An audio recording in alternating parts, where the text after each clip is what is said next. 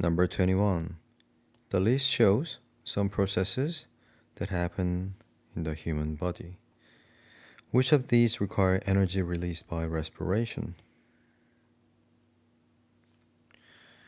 Okay, so which of these require energy released by respiration? Looks like it's asking about the purpose of energy making by respiration.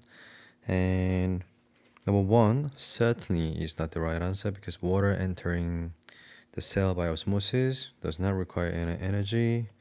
Only active transport requires energy. So number one is not correct. Number two is correct. Yes. In order to contract muscles, we need energy. Number three, impulses travel along neurons.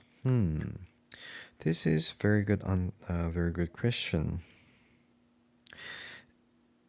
When neuron needs to send its signal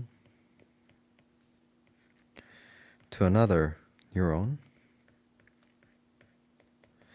it does require energy to send the impulse. So, number three is correct, yes. Number four, oxygen diffuses into cells. No.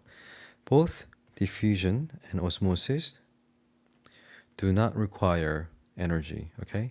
So only active transport requires energy.